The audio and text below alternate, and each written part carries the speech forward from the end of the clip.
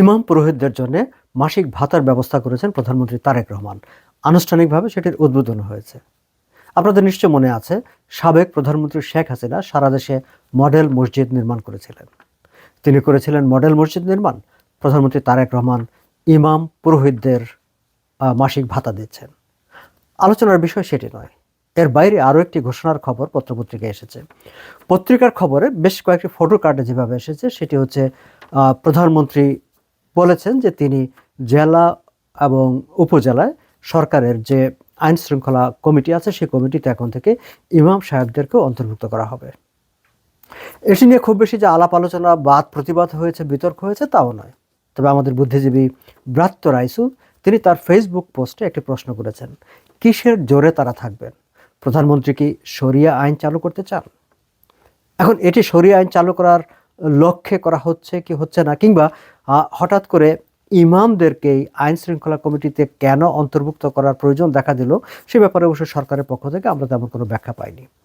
আমি পরে খোঁজার চেষ্টা করেছিলাম আসলে যে তারেক রহমান এক্স্যাক্টলি তিনি কি বলেছেন, এবং bdnews24.com-এ তার যে বক্তব্যটি প্রকাশিত হয়েছে সেখানে ঠিক এভাবে বলা হয়েছে, স্বরাষ্ট্র মন্ত্রণালয় প্রত্যেকটি জেলা উপজেলায় আইন শৃঙ্খলা কমিটিতে ইমাম অথবা একজন খতিব অথবা সেই এলাকার অন্য কোনো ধর্মীয় গুরুত্বপূর্ণ ব্যক্তিদেরকেও আমরা সিদ্ধান্ত নিয়েছি যে একজন সদস্য হিসেবে অন্তর্ভুক্ত করব।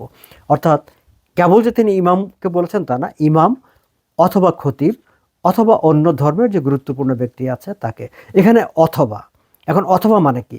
যদি প্রথম জনকে না পাওয়া যায় বা প্রথম জনকে গ্রহণ করা না যায়, বাংলাদেশে অসংখ্য মসজিদ আছে জেলায় উপজেলায়, ফলে ইমাম সাহেবের বাইরে অন্য কোনো জায়গায় যে যাবে সেটি আর ভাববার কোনো সুযোগ নেই। কিন্তু যদি ইমাম সাহেবদেরকে অন্তর্ভুক্ত করা হয় সেখানেও একটি প্রশ্ন আছে। প্রত্যেকটা উপজেলায় অসংখ্য মসজিদ, প্রত্যেকটি জেলায় অসংখ্য মসজিদ, কোন মসজিদের ইমামকে বাছাই করা হবে, কিসের ভিত্তিতে বাছাই করা হবে? এই প্রশ্নগুলো কিন্তু আসবে। তার চাইতে বড় বিষয় হচ্ছে যে ইমাম সাহেবদেরকেই কেন এই কমিটিতে আনতে হবে? ইমাম সাহেবরা মসজিদে থাকবেন, ইমাম সাহেবরা ধর্মীয় চর্চা করবেন, ধর্মের প্রসার ঘটাবেন, ধর্মের ভিত্তিতে নীতি নৈতিকতার চর্চা করাবেন। সেটি সব ধর্মের যারা পুরোহিত আছেন বা ধর্মীয় ব্যক্তিত্ব আছেন সবার ক্ষেত্রে প্রযোজ্য। রাষ্ট্র রাষ্ট্রের কাজ করবে, রাষ্ট্রের আইন শৃঙ্খলা রক্ষা রাষ্ট্রের দায়িত্ব।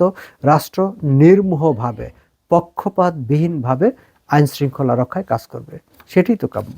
সেখানে ধর্মীয় ব্যক্তিত্বদেরকে আবার আইন শৃঙ্খলা কমিটিতে নিয়ে আসার প্রয়োজনটা কেন পড়লো?